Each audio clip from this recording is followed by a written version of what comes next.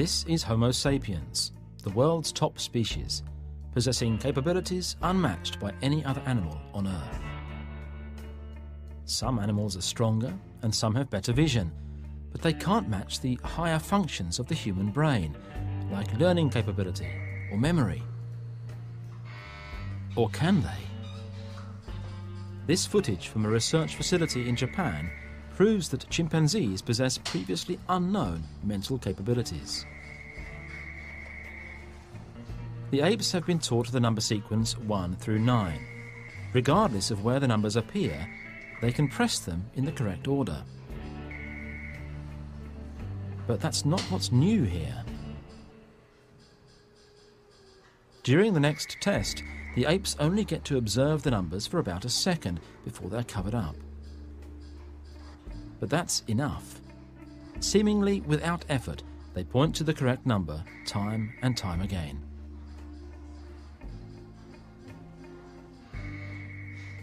Humans do considerably worse when taking the test.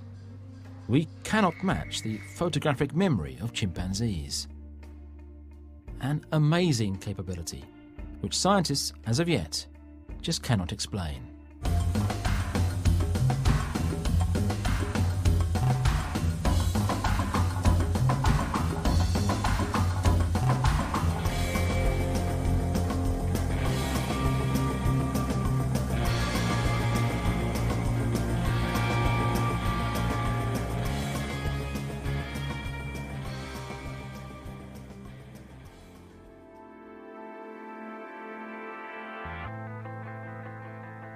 Fewer and fewer people now believe that the human race is the crown jewel of creation. A group of scientists, led by Charles Darwin, brought about a completely different way to view humanity. But people still cling to the notion that we have distinct qualities which separate us from animals.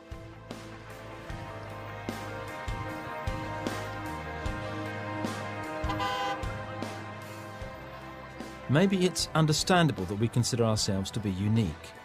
Using our brains and our hands, we've been able to construct incredible cities, build vehicles for transportation, and create light sources to illuminate the nights.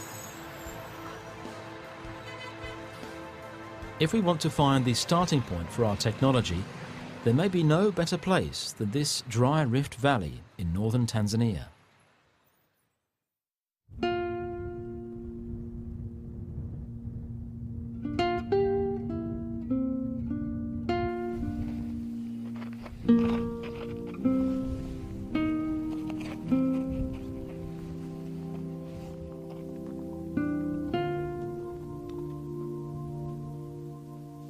Olduvai has been considered a unique place to have an unbroken sequence of the evolution of our cultures.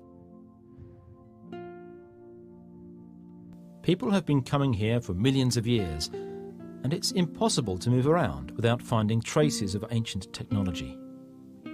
Yeah, this is a very prolific area. As you can see, it is full of tools.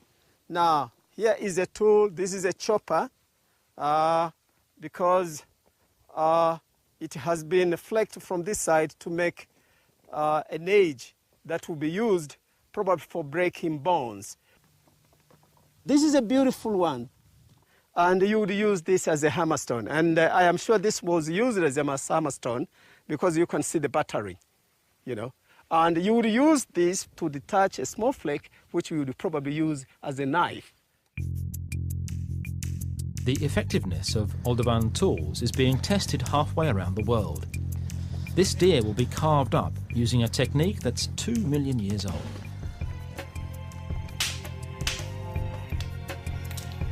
We're trying to recreate exactly the mode that our ancestors used to make and use stone tools. So this is the dawn of human technology. These are the earliest stages of technology you can see in the archaeological record. Just taking 2 pebbles from a river, cracking them together, and knocking off these sharp bits and pieces. People are always amazed. They think of stone tools as primitive, but these are some of the sharpest edges you can ever create. I'm trying to cut off the forelimb. First, I have to cut through the hair and into the flesh.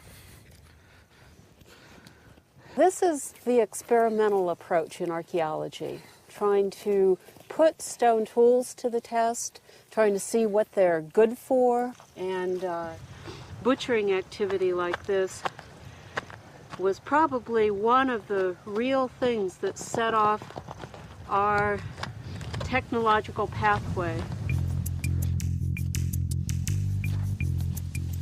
It only takes a few minutes to remove the front leg, and that says a lot about our ancestors. Well, that they were very ingenious and very successful with their stone tools. Olduvai is an important place, and finds made here can put a face on the ancient tool makers. Knowing the stratigraphy is very, very important for an archaeologist because it shows you where you are in time. So if these artifacts are coming from those sediments, then they're contemporary with Homo habilis, Olduvai hominid 7, which is the prototype of Homo habilis.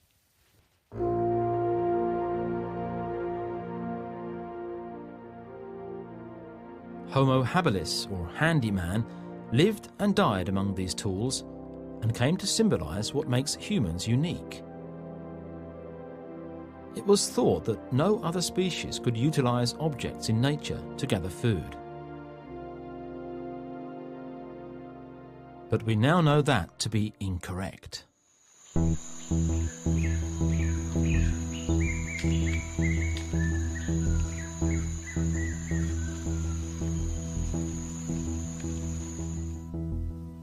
Since the 1960s, primatologists have observed apes in Africa using tools on an everyday basis.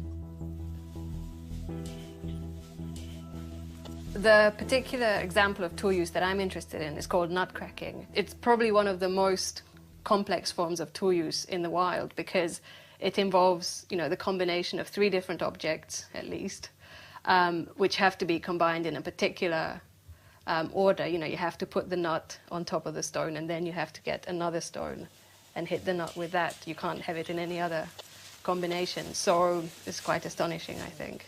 Look. Scientists are now exploring the use of tools among our more distant relatives. These crows are a unique species, and they come from an island in the Pacific Ocean, the island of New Caledonia. And for reasons which we are trying to understand, they developed a tendency to solve all kinds of problems, but particularly extractive problems of food, using tools as opposed to working exclusively with their beaks. So the task that we're testing them with here is one where they've got a little bucket like this, which will have food in.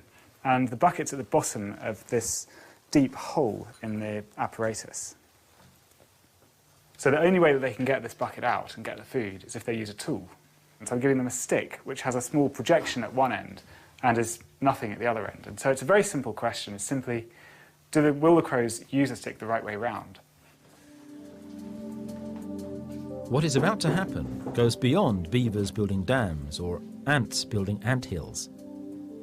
Those are instinctual activities and lack the problem-solving aspects observed in these crows.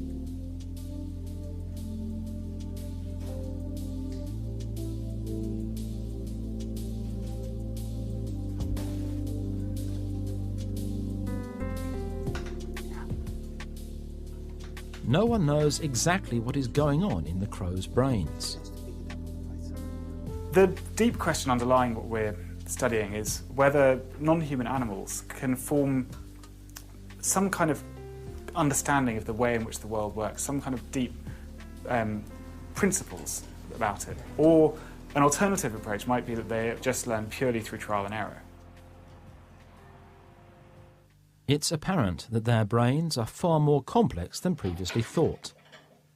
Not only can these birds use tools, they can also construct them.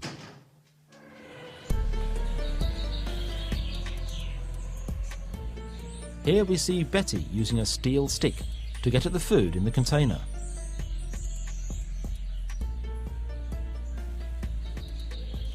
When this proves impossible, she does something surprising.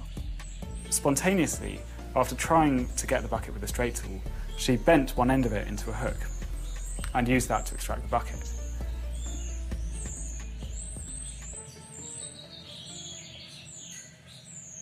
Astonished us, and it wasn't the aim of the experiment at all. I would never have predicted that the crows would be able to fashion the hooks from scratch like that.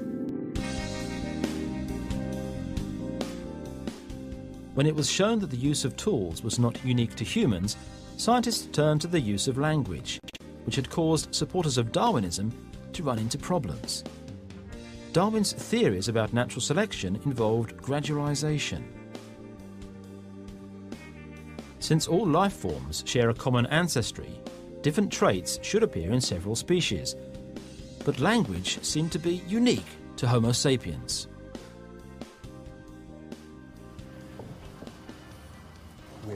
One wonders how Darwin would react to Pambanisha and the other bonobo chimpanzees at the Grape Ape Trust in Iowa.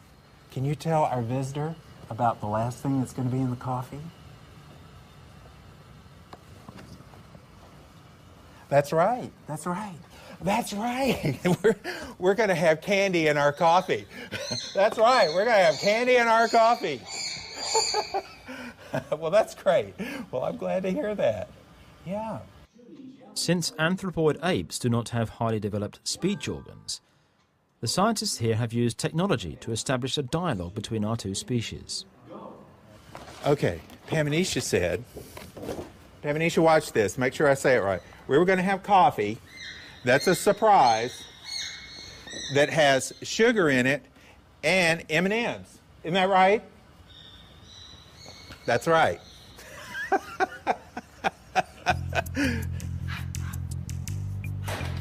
The star pupil, Kanzi, has a better grasp of English than any other non-human being. Can you find some lexicograms for me? Can you find ball? Ball. Very good. Can you find milk? Milk. Milk. Good. A lot of what they talk about is food, but they can talk about being scared, they can talk about being happy, they can talk about being mad or sad, whether they have a hurt, whether their stomach hurts, their head hurts, and they can talk about the things they want to do. Tyler said we had two choices for lunch. He was going to make pancake bread, or he could make noodles. Which one did you want? Noodles. Okay, we'll tell Tyler. It is to not make known noodles just for how lunch. big bonobo chimpanzees' vocabularies Sounds can good. become. We know that the productive vocabulary is limited to 384 lexicograms, but the receptive vocabulary, we don't know. We suspect it is much, much larger. Can you find egg? The question is if these are actual language skills, or if they're simply memorizing different words. Bill Fields thinks he knows the answer. They acquire language just like human children do. They can respond to novel circumstances.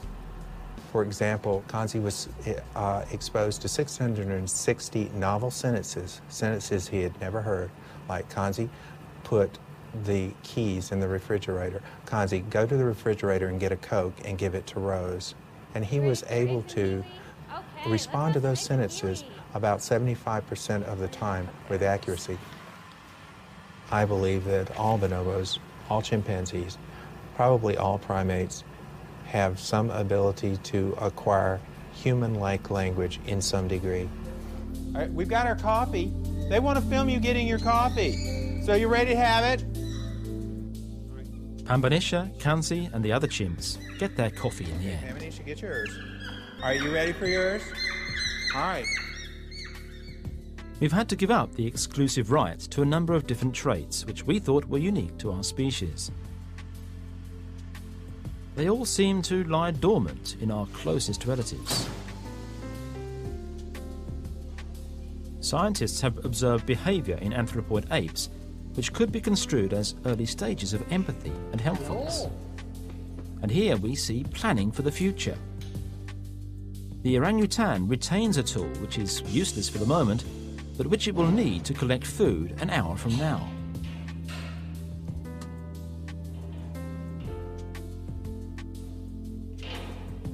Scientists now know that the similarities between humans and anthropoid apes are more than skin deep.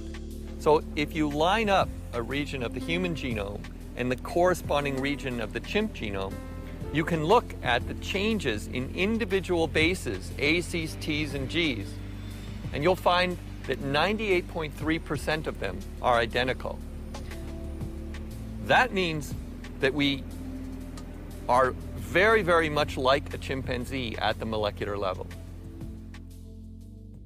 But if we share most of our mental capabilities with chimpanzees, and if the genetic differences are minimal, then how does one explain that they're unable to record their history or perform open-heart surgery?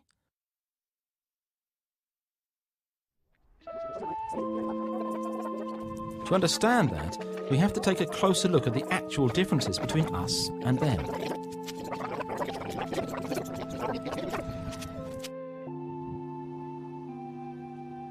Scientists at the Stone Age Institute have taught chimpanzees to manufacture tools using our ancestors' methods.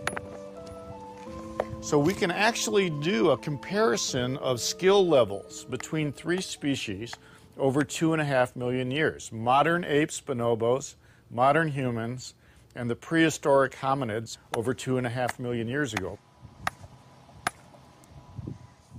Here we see Kanzi demonstrating his ability to manufacture knives made out of stone. Kanzi actually has become fairly proficient in stone tool making. Some people dismiss what he's doing and say he's not making stone tools, but he is. Kanzi's technique may be impressive, but he still has a long way to go before he reaches even our ancestors' level.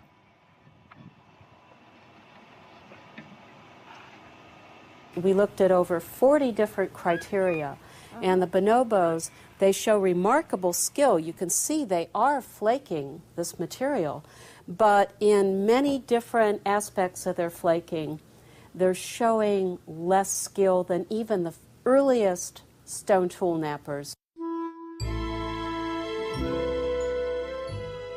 Other species seem to lack the ability to build on existing knowledge.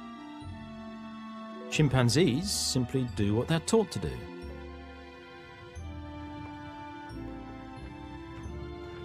Humans are different. At some point in our early history, we acquired the ability to accumulate knowledge. We were able to transfer skills to the next generation and to add new things. At Olduvai, there are signs of technological evolution, which no other species has shown signs of.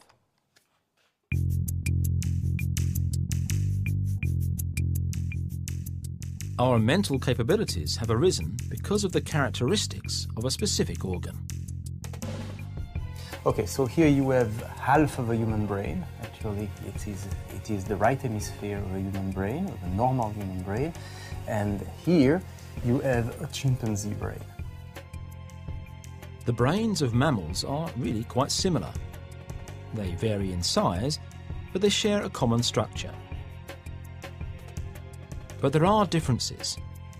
Some of the more interesting differences are on the left side of the brain and have to do with language capabilities.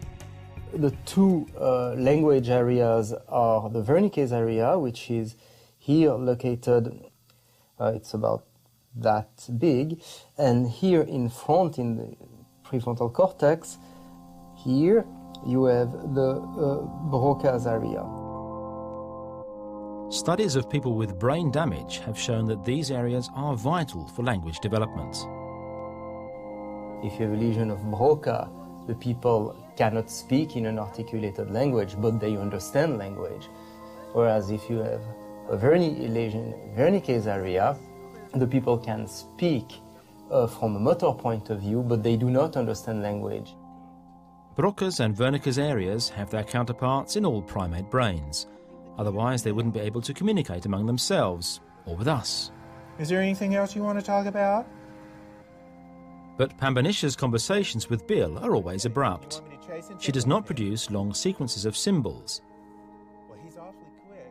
It's almost always just one symbol at a time, and it's never more than two. Often our dialogues are based on the kind of, they open up the question with a one lexigram utterance, and then we go through the whole yes and no determination of exactly what it is they're trying to say. Because the whole issue of a subject, a verb, and an object was not something that we required of them. It was enough that they engaged in these one lexigram utterance. And the question is if anthropoid apes can ever learn how to use grammar. The speech areas in their brains are not nearly as developed as ours. These regions in human, again, are expanded, are more complex. The neuronal substrate that permit us to communicate with an articulated language and understand language are missing in a chimpanzee. But there's another decisive difference between the two primate brains. So that would be the region that you see here on top, here in the chimpanzee, here in the human.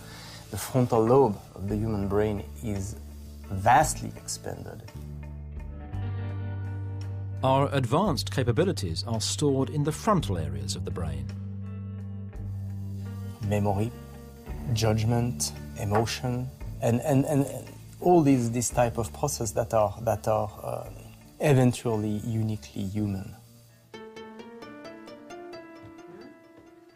It's the highly developed prefrontal cortex that allows us to perform a trick which separates us from animals, even at an early age. Here, children are asked to guess what's inside a matchbox. Having been shown the contents, they're asked another question. What will the next child say is inside the box?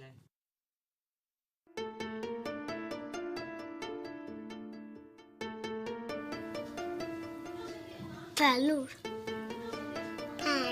Pärlor kommer hon säga då. Okej. Children under the age of 4 have a hard time separating their knowledge from that of others. But older children have crossed a mental threshold and realise that others could have ideas that they know to be wrong. När jag frågar Gabriel vad han tror att det finns i asken, vad tror du han säger då? Jag tror att han säger också tändstickor. Också tändstickor. Det tror jag med. Psychologists call this ability theory of mind and believe it to be one of the most important differences between the way chimpanzees and humans think.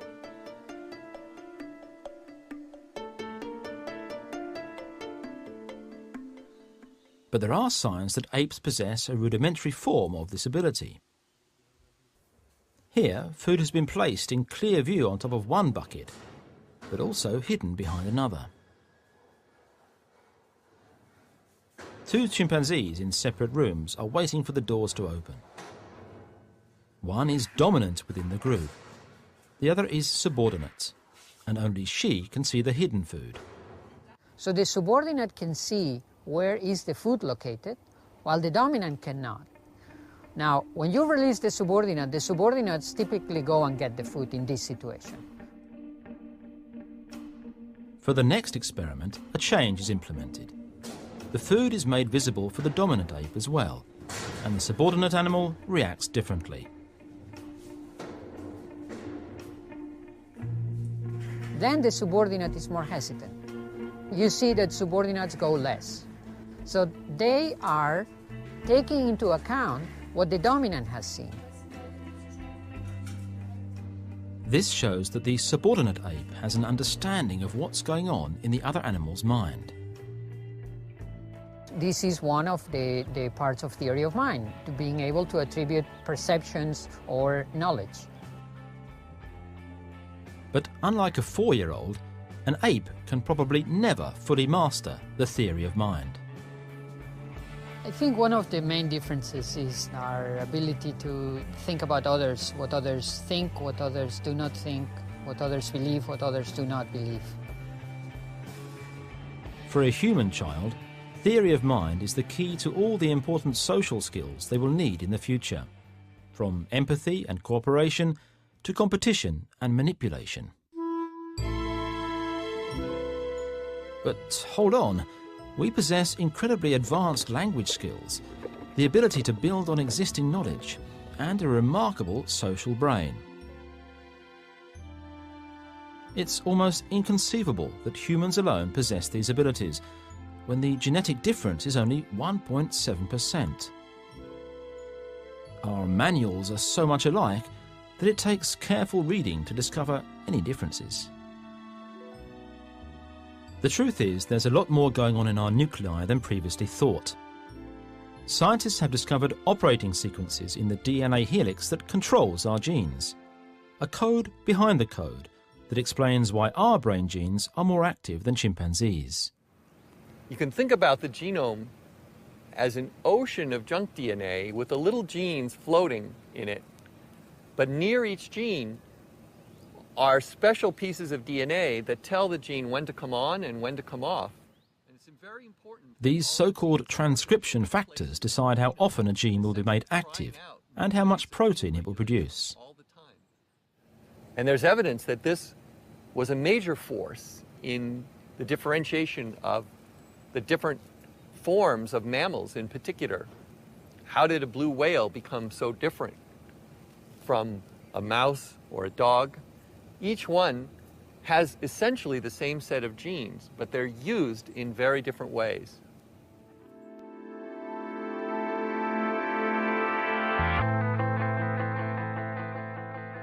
We can no longer maintain that humans are superior to all other life forms. Charles Darwin and his modern-day colleagues have proven that we're not the crown jewel of creation, but rather part of an ever-changing world. The early stages of empathy, tool usage and language can be found in other species, just like in us in earlier times. Due to various circumstances during the last 6 million years, these abilities have developed drastically in humans.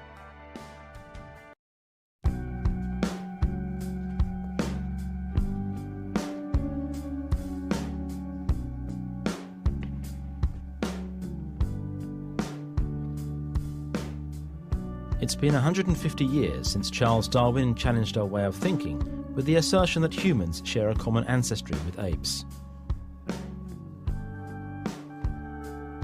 Despite our modern appearance, we still exhibit telltale signs of that ancestry. Wisdom teeth are a holdover from a time when we needed larger jaws to chew food. And an infant's grasp reflex is a holdover from when we lived in trees, and infants had to hold on to their mother's fur. These quirks no longer serve any practical purpose, but they do serve as a reminder of what we used to be.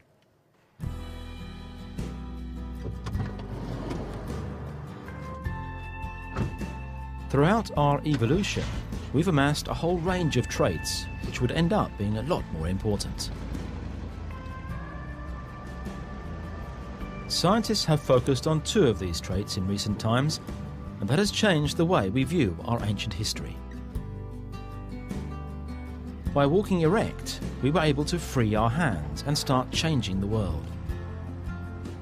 And our advanced language skills have allowed us to express our imagination and carry out impressive joint ventures.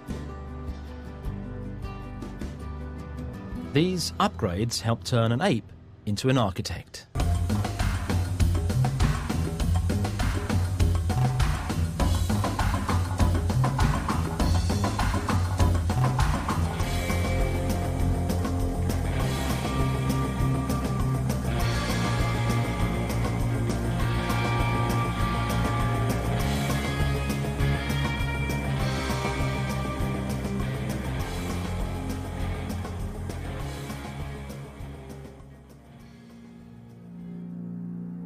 According to Darwin, we can trace our evolutionary lineage back to when we left the trees and headed out into the savannah. scientists are now scrambling to find the creature that rose up from all fours. The oldest impression left by a creature walking erect was found on the savannas of East Africa, largely because of a remarkable event that occurred almost 4 million years ago.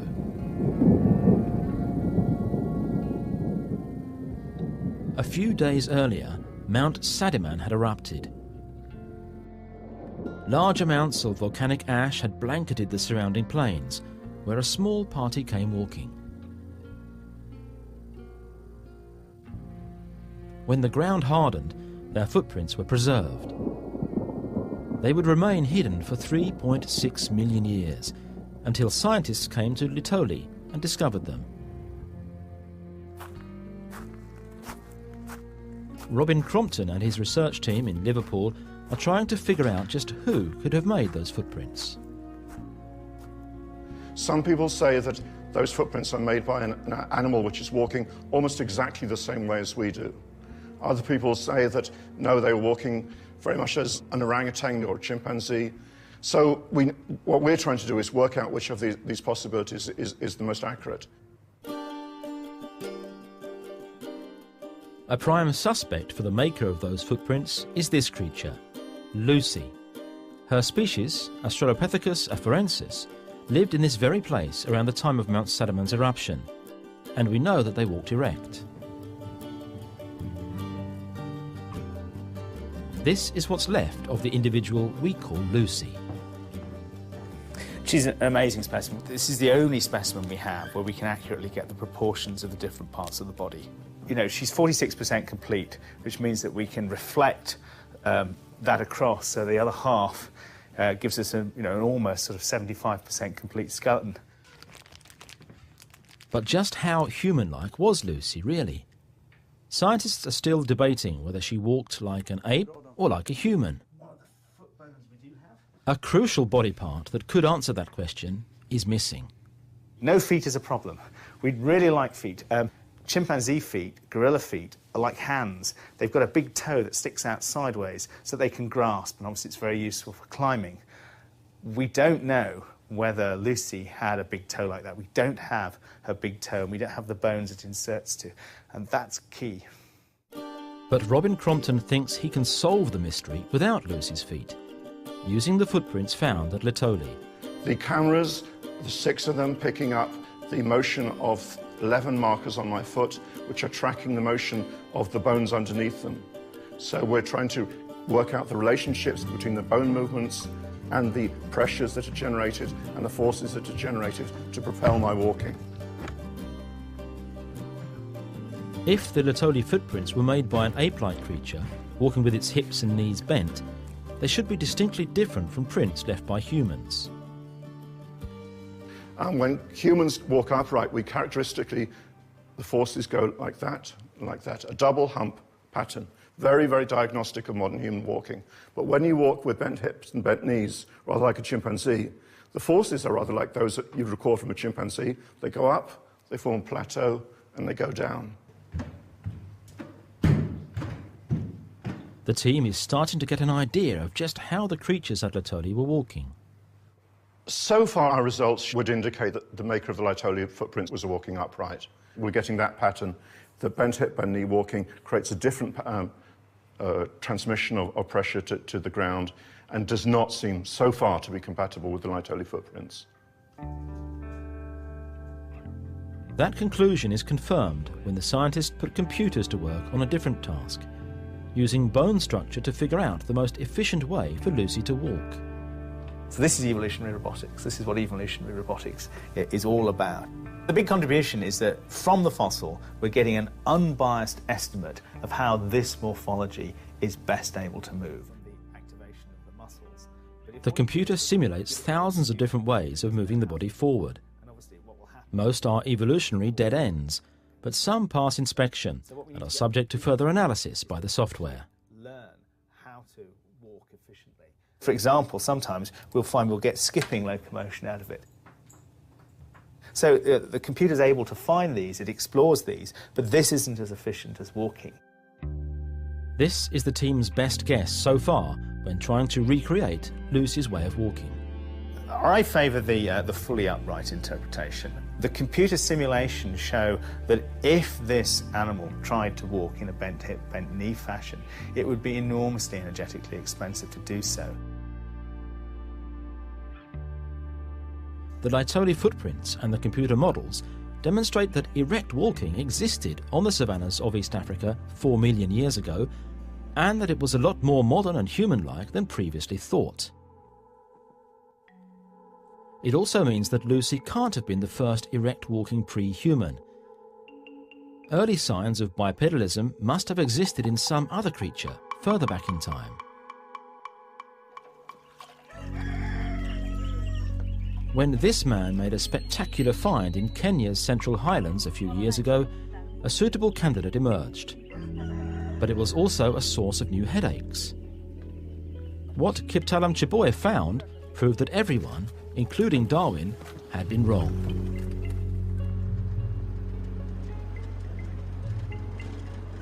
Here in the Tugan Hills, nature has unearthed the geological epoch known as Miocene.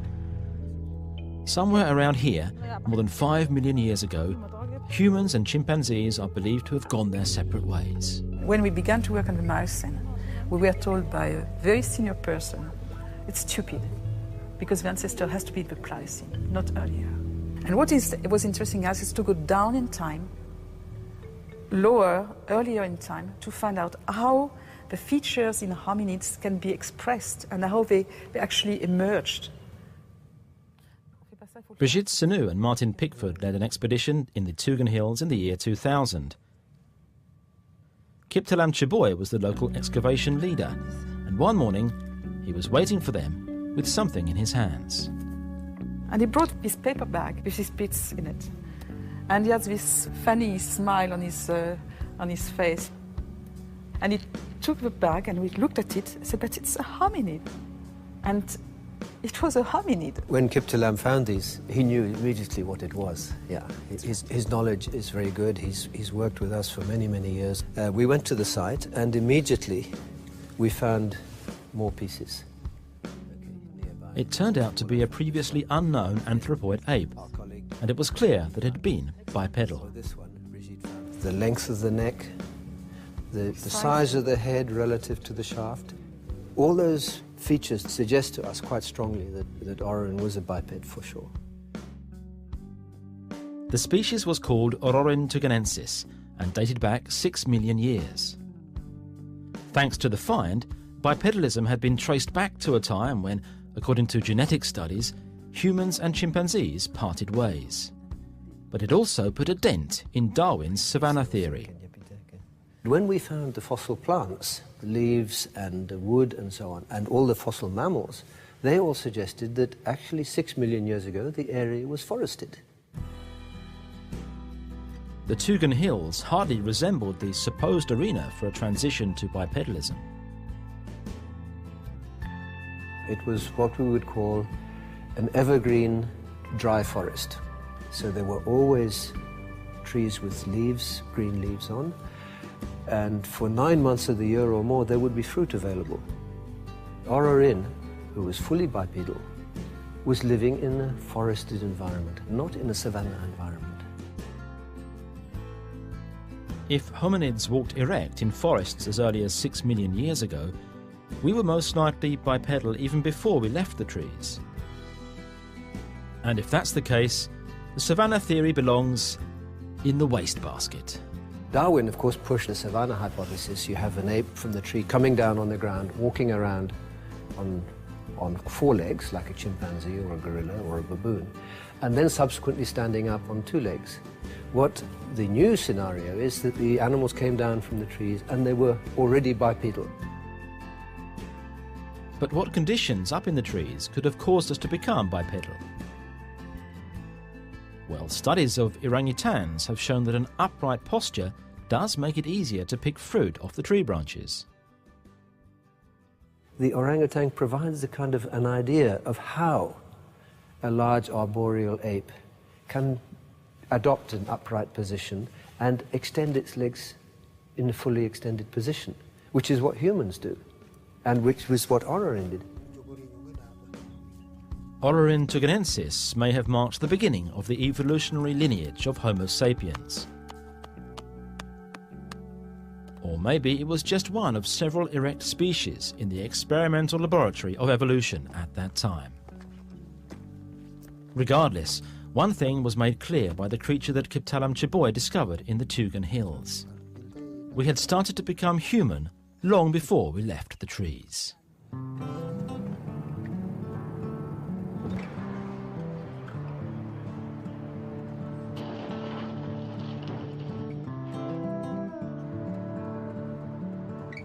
It's not easy to study the origin of language, but early clues can be found in primitive African peoples, like the Hadza in Tanzania.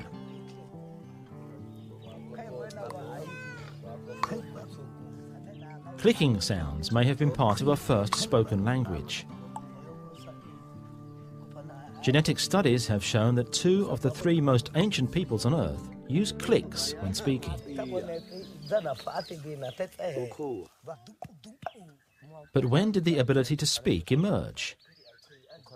Which group of ancestors were the first to talk to each other? Could it have been Homo erectus?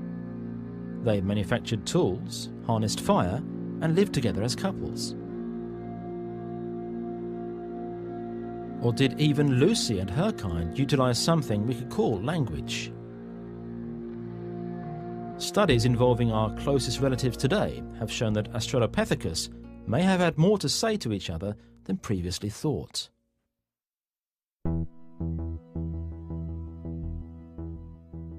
Chimpanzees' physiology does not permit articulated speech, but they have other ways of communicating.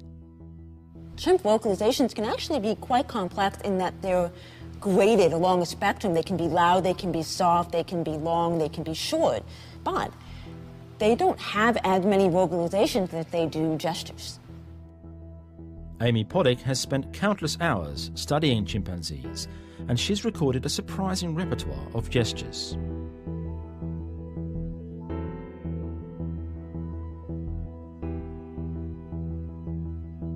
I have found about 31 manual gestures that are used to initiate social interactions, and they range from tactile gestures to arm raises to extended hand types of gestures, all kinds of gestures. One of the reasons I started this study was because I noticed all humans gesture. They gesture when they talk on the phone. They gesture even if they know the other person can't see them.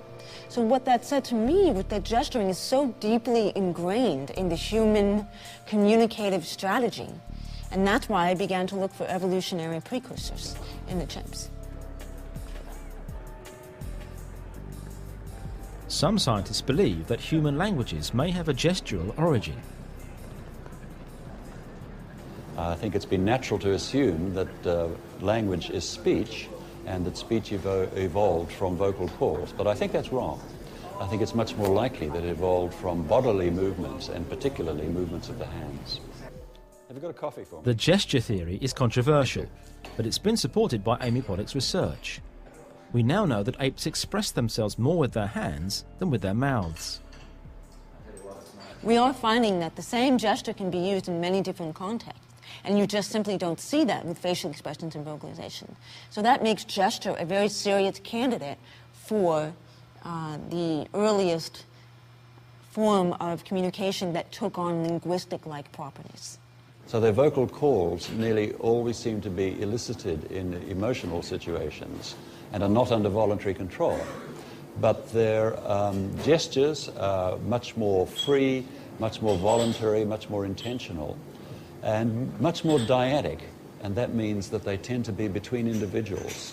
And most language, of course, just like we are speaking now, is between individuals.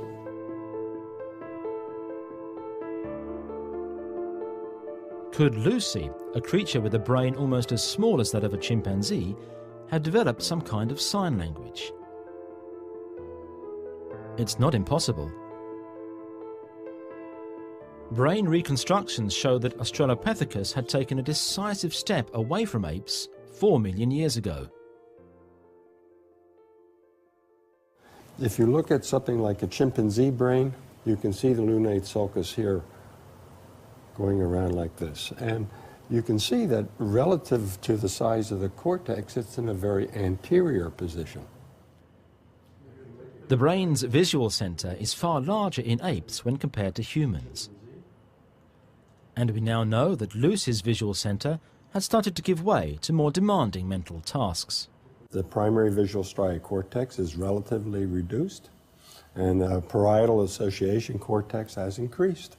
And what that suggests is that the behavioral capabilities of the Australopithecines were more advanced than what you find in apes.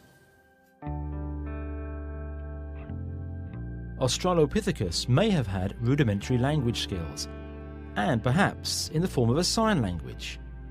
However, we do know that Lucy did not have the power of speech.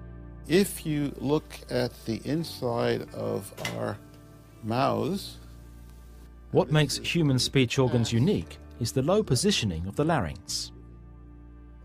This airway is quite different in a human and a chimpanzee. It allows us to produce a few extra sounds, vowels E, A, U, also consonants like G, K. A working speech organ provided benefits beyond those of a language made up of gestures. So with spoken language you can communicate at night. If you're speaking, your hands are freed so that you can use your hands to demonstrate things, to make tools, and all of the things that we use our hands for, and we can speak at the same time. Scientists now know that Lucy's speech organ did not resemble ours. Her larynx was positioned as high up as that of a chimpanzee, but her descendants, Homo erectus, had a larynx much better suited for speech. It had started to move down, and something significant had happened to their brains. They were twice the size of Lucy's. When you look for cerebral asymmetries, they're very, very clear on this.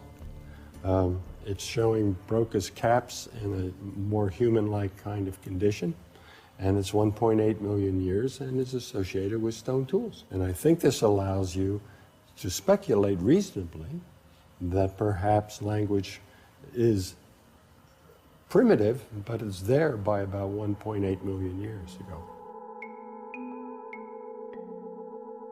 The possibility of Homo erectus having acquired language skills is supported by genetic evidence.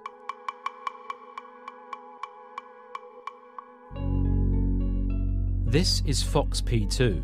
FOXP2 is a really remarkable gene in order to study the evolution of language from a genetic perspective, because it's the first single gene that we know of that if something goes wrong with it, you have rather specific effects on speech and language. Last year I was West Thames College. We now know that a defective FOXP2 gene has a huge effect on the power of speech. With now, I work at Burger King at Heathrow Airport, Terminal 1. Okay. What do you do there? What are you doing? At first, scientists believed that the FOXP2 gene could explain why humans have been given the gift of speech. In humans, in the last 6 million years, this gene that changed almost not at all during mammalian evolution changed at 2 positions, which is relatively a lot. If nothing happens for so millions of years, and then all of a sudden you have 2 amino acid changes in this gene. But we now know that the gene is not unique to us. Scientists recently acquired genetic material from Neanderthals and discovered that they too had the same language gene. So we do not know exactly when these mutations arose and when this advantage occurred during human evolution. But it must have been because amino acid changes are also found in the Neanderthal, so it's probably before the split of humans and Neanderthals, say maybe 300 to 500,000 years ago. Presumably, Homo erectus also possessed the modern version of FOXP2, as genes that we share with the Neanderthals should have been present in our common ancestor. It is likely that erectus, what with its large brain, had crossed a language threshold. But what caused this? What had caused Homo erectus's brain to increase in size? The stock answer is that we'd gained access to a more protein-rich diet, meaning more nourishment for a hungry organ. Your brain consumes 20% of your daily food intake to keep it going, even though it's only 2% of your total body weight. But there may be more to it than just new eating habits. Scientists have introduced another theory about what caused our brain to develop, citing a correlation in primates between brain size and group size. The greater the number of individuals in the group, the greater the size of the brain needed. The way primates bond their social groups is by grooming. This is a very one-to-one activity. And the problem with that is it imposes a limitation on how many people you can get together in a group. And if you have very large groups, like we have come to have, then there isn't enough time to go around grooming everybody. So we had to have some mechanism for using the same amount of social time that primates use for grooming, but use it more efficiently so that we could reach more people. According to this gossip theory, language became our way of grooming each other.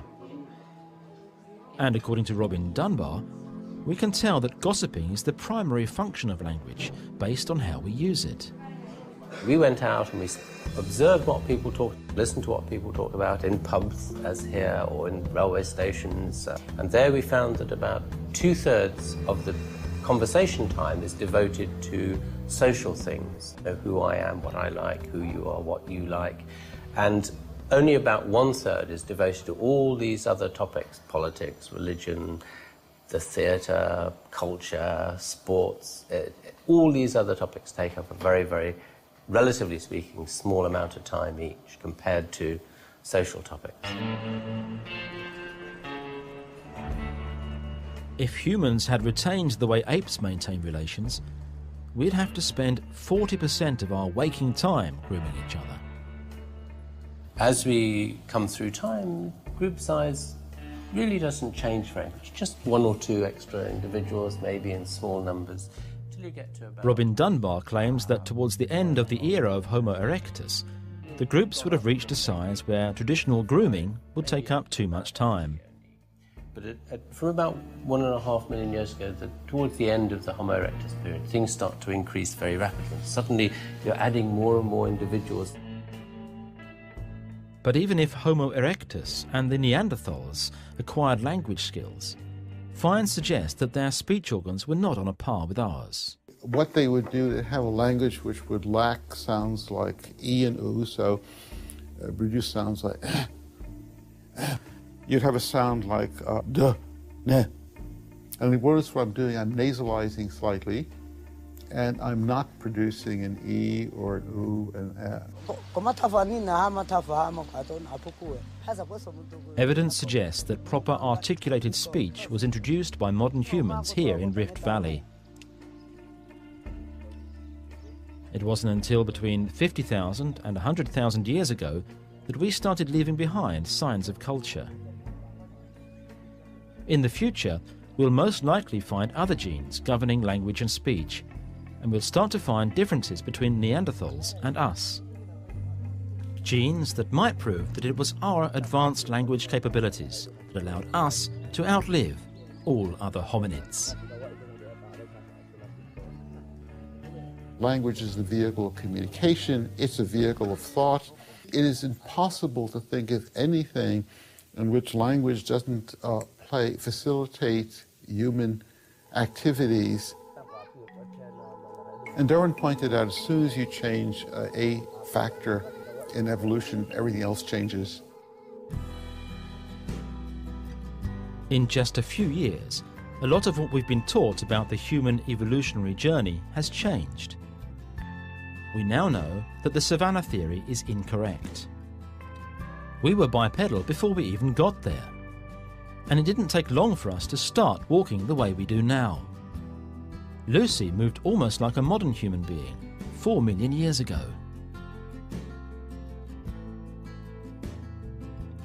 Scientists have shown that the original human language may have been a language of gestures and not of words.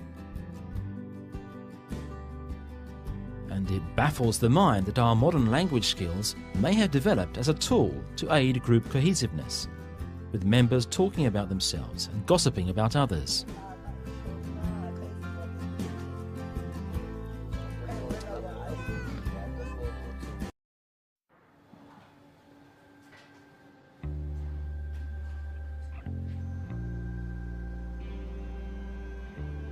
It's truly one of Earth's most peculiar species, mankind.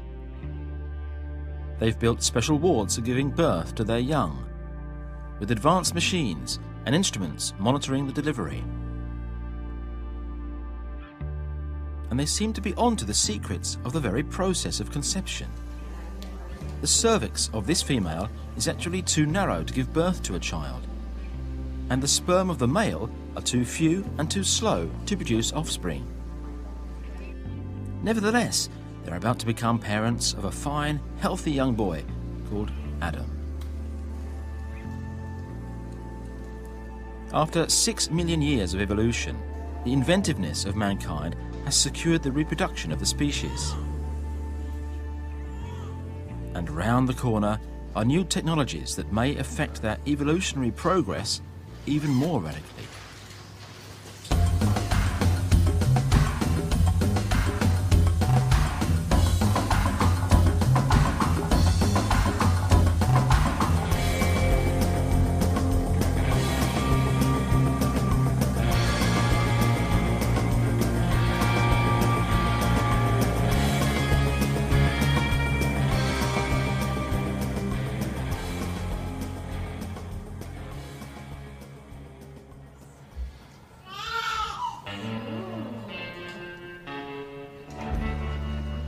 The world into which Adam is born is very different from all previous ones.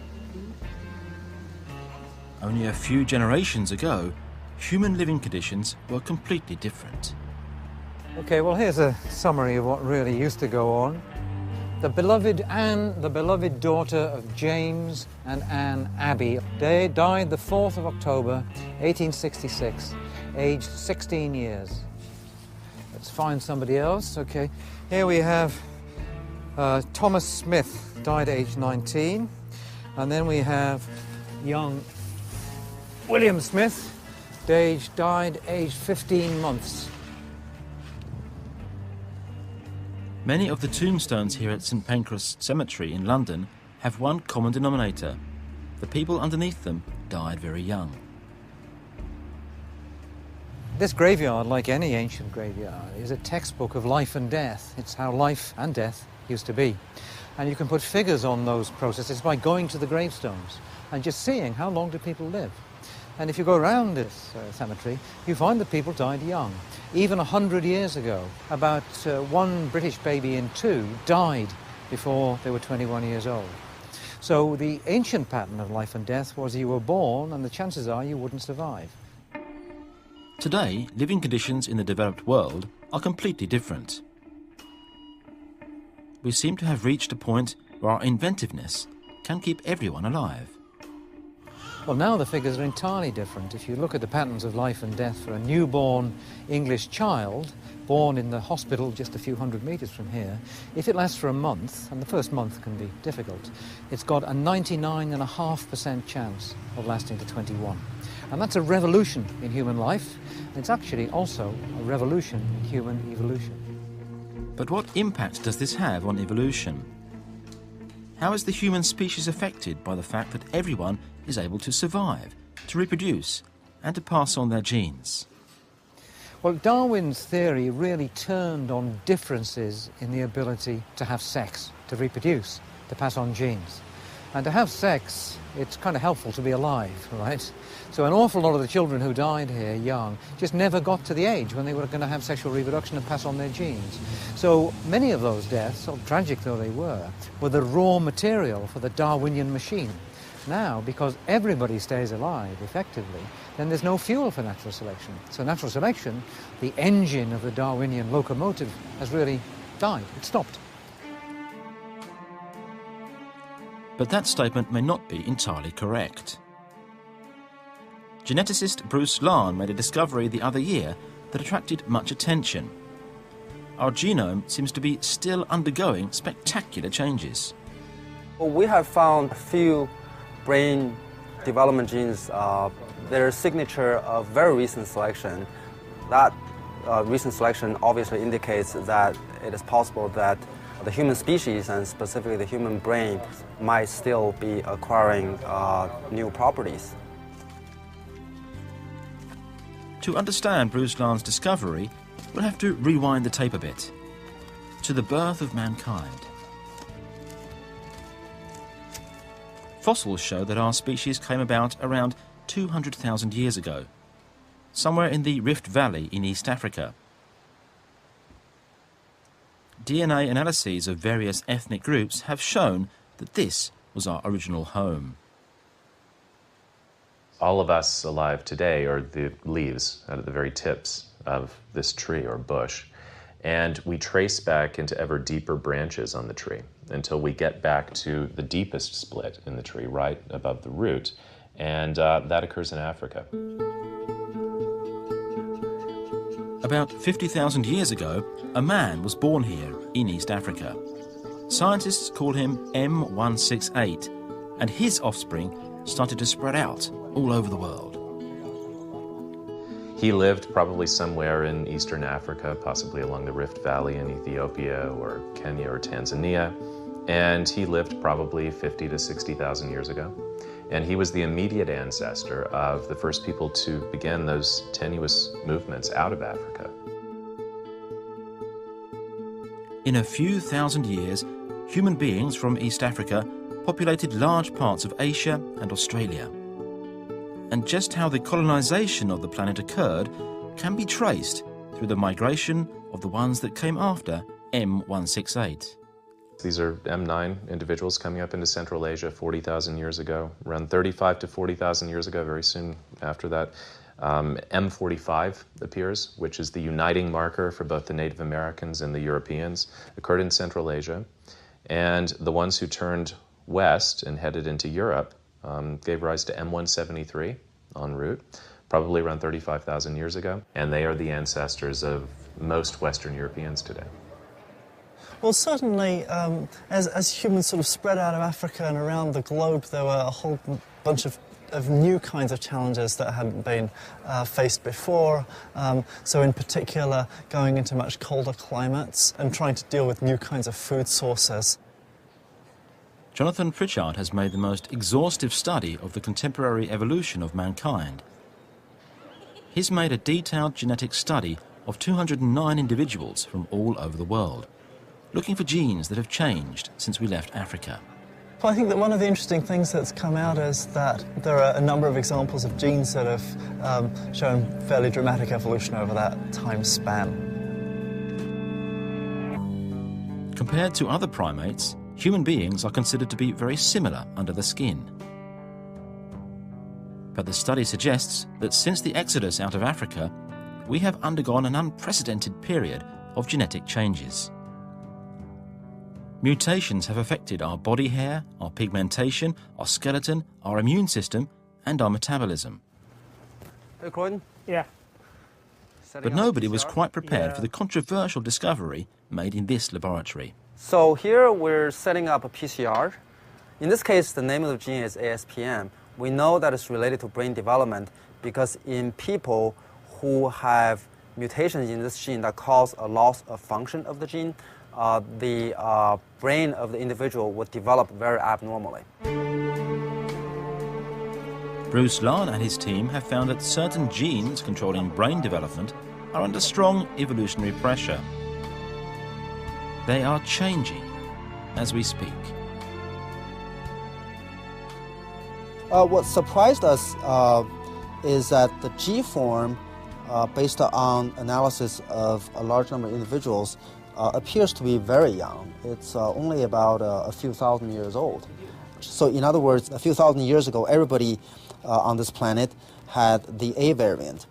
And then one person, by random mutation, acquired the G variant from a single copy to a frequency of about 20-30% worldwide and approaching 50% in specific populations.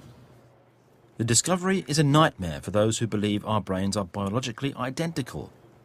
it shows that the new variants of the gene are not found in all of us. This particular variant in ASPM that we believe has been the subject of strong positive selection is more prevalent in the Caucasian population and less so in East Asians and Africans and also the New World. However, the new variants of ASPM don't seem to make their bearers smarter.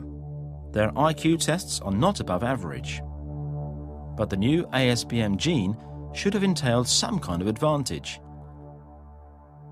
Scientists have found that they're a result of selection, not of what is known as genetic drift. Evolution proceeds sort of like a boat on an ocean of DNA. Since the gene pool is constantly affected by random mutations, no species is ever stationary. A certain type of gene can prevail within a population, not because it entails any specific advantage, but simply because its bearers, for various reasons, are more fertile than others. This random type of evolution is called genetic drift and makes the gene boat move forward, albeit not toward any specific goal. But mutations can also spread because of the survival advantage that they entail.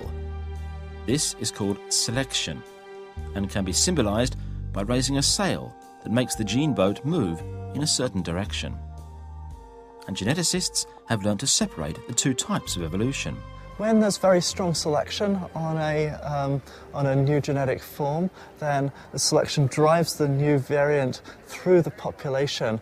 And so from evolutionary theory, we know what that signature looks like. And so we can scan across the genome and look for parts of the genome that show that. Bruce Lahn thinks we'll have to be prepared to find more discrepancies in important genes among the people of this planet due to selective processes. From an evolution point of view, that's how evolution occurs. Evolution doesn't occur equally. Evolution is not egalitarian. We will find a lot of genes in the human genome that are subject to recent selection. And out of those genes, I suspect that a fair number of them would be related to brain function. The genetic differences between us may be leveled out in the future. Of all possible evolutionary scenarios, one is more likely than all the others. One of the things I like about living in London, which is now the most international city in the world, is that actually we are a microcosm of what human evolution is going to be like. And what's interesting is to see among young people that what I like to call the healing power of lust. In other words, they have sex with each other. It doesn't really matter what their skin colors are. It doesn't really matter where they come from. It's evolution towards an average. It's not an evolution towards difference, which is what it always used to be. Well, the effect is we're all becoming more like Tiger Woods. Tiger Woods, the golfer, describes himself as Cablinasian because he's Caucasian, black, and Asian. He has ancestors from all over the world. So that is the new world we're creating. But there are also indications of a diametrically opposite future scenario. New reproductive techniques might increase the genetic gap between us.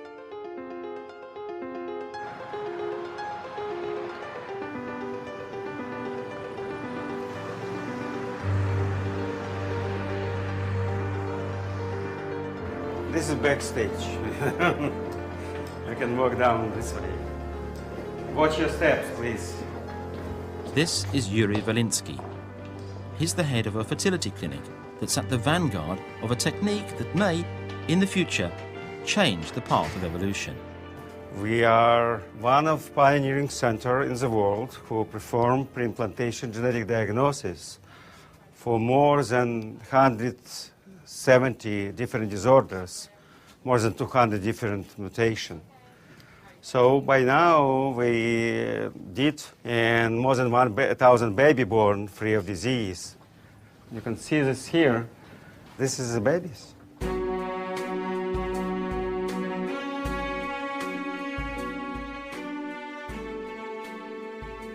People come to the Reproductive Genetic Institute to get help with having children. But it's no ordinary artificial insemination clinic.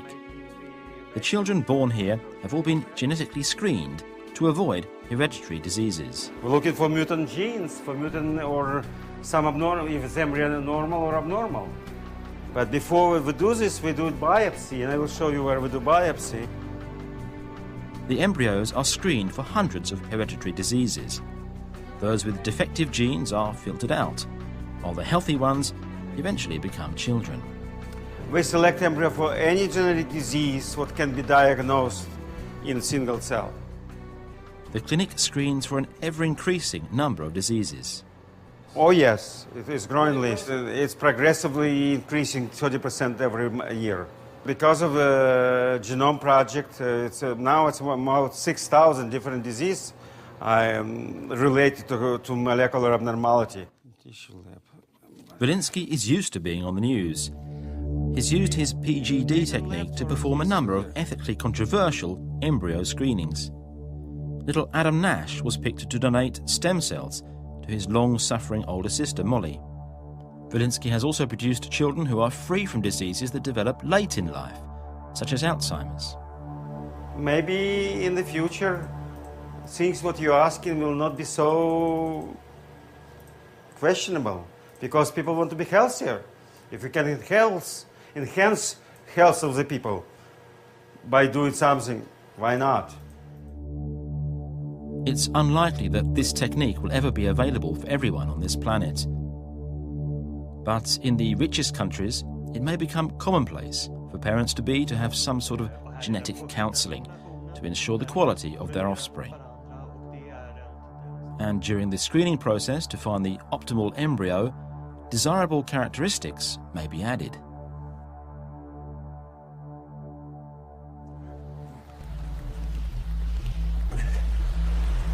Some people around us are evolutionary top models, individuals with genetic profiles that enable them to accomplish extraordinary things. These characteristics might be attractive to acquire for oneself or one's children, once the genes involved have been localized. This is Dean Konazes, out on his daily run. A usual day at work for me is I get up about 4 in the morning, and I like to run 20 to 30 kilometers early in the morning.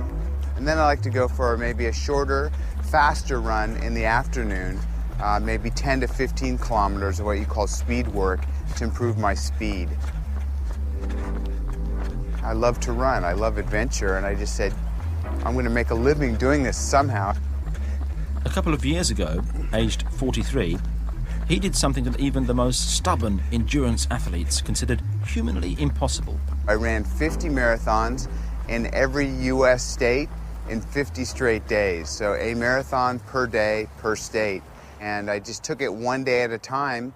And surprisingly, my body actually got stronger over the course of 50 days. The final marathon, which was the New York City Marathon, was my strongest or my fastest marathon, which I ran in 3 hours and 30 seconds. So after 49 marathons, I turned in my fastest, strongest time. And this is German Rüdiger Gamm, who discovered that he had a unique ability for mental calculation. 7.312 mal 4.219. 30 Millionen 49.328. 2.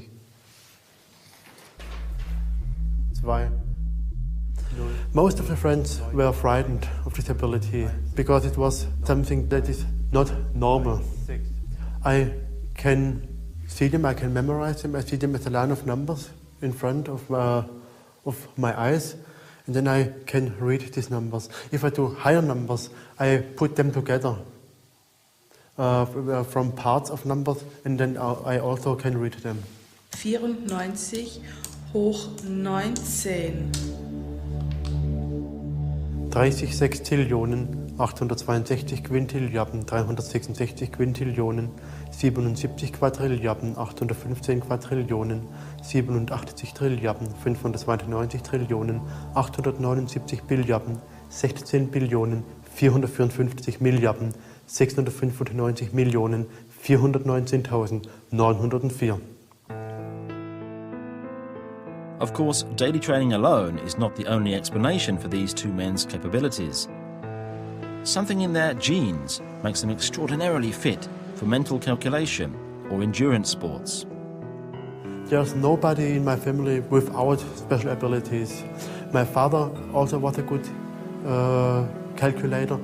I would say I do have a good predisposition. Both my parents are very, very fit. My dad is a marathon runner.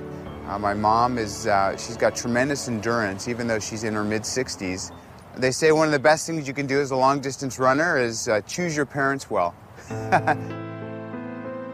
Genetic research is at an explosive stage, and it's probably only a matter of time before the genes behind these super characteristics are localized. The genes controlling the brain are plentiful, and it will take a long time to make a survey of them all. But the genetic code behind Dean Kernaz's running ability will probably be easier to break. A laboratory in San Diego is already well on the way. So the running test is actually very similar to the way you would do it with a human. We keep this treadmill going continuously. It's not stopped until the animals become physically exhausted. An average mouse can run on the treadmill for an hour and a half. But this is no ordinary mouse. She's been genetically modified for increased endurance, with stunning results. Our experiences with the engineered mice, they'll be able to keep running for at least another hour after the normal mice have exhausted themselves. The engineered mice just keep going. And the unexpected answer is that we can assign this to one single change by altering one single gene. The gene normally acts as an on-off switch, and what we did is we just left it in the on position. Increased stamina is not the only advantage of the marathon mice. They're also considerably healthier than an average mouse, and they seem incapable of gaining weight. These mice do not gain weight. They're resistant to weight gain, even though they eat the same amount of food. The gene is called PPAR delta, and it has a human equivalent.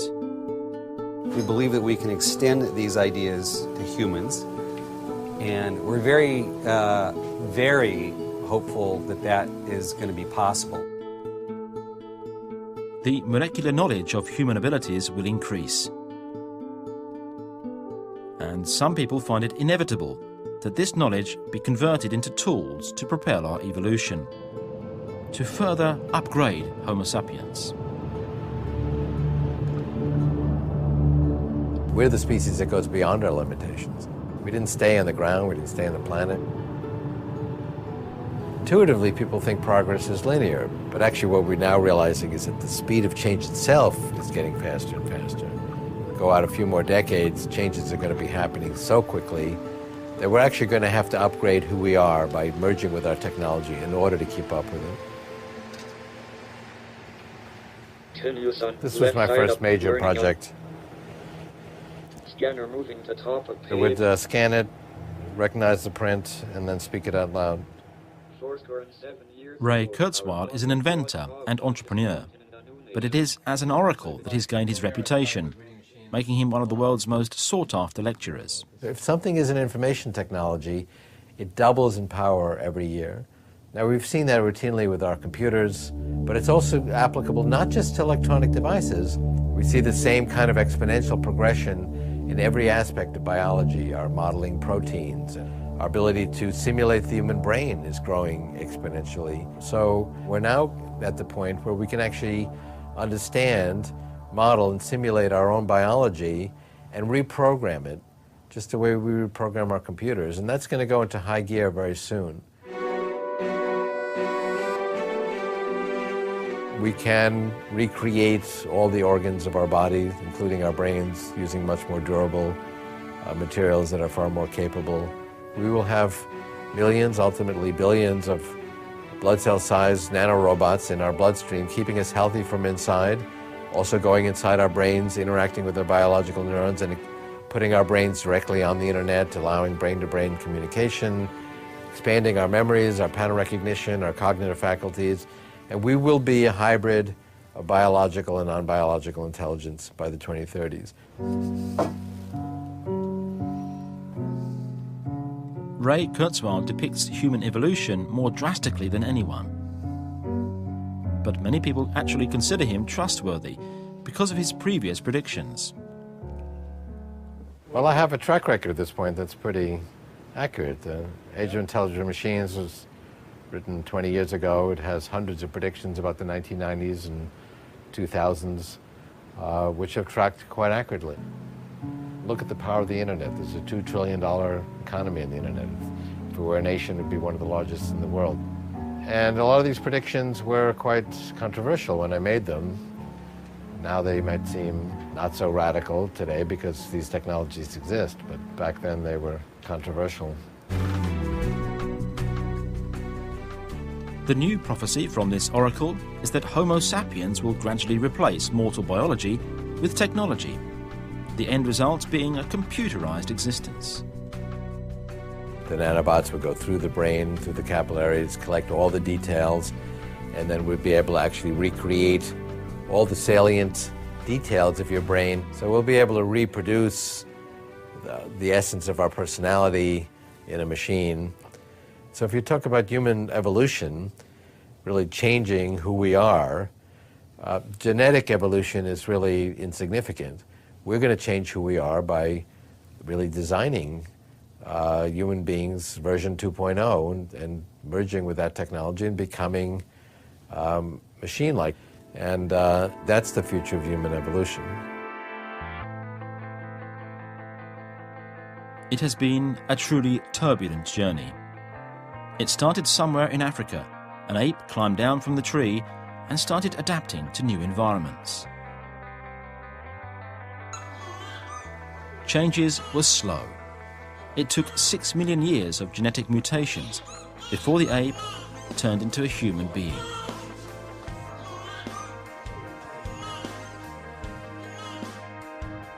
Homo sapiens is separated from the rest of Earth's species in one crucial aspect.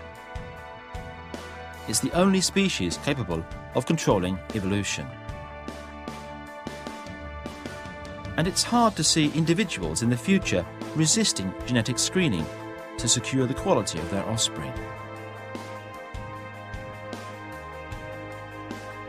Maybe they just need one generation to create a new kind of superbreed. And thanks to their technology, they might find ways to live forever.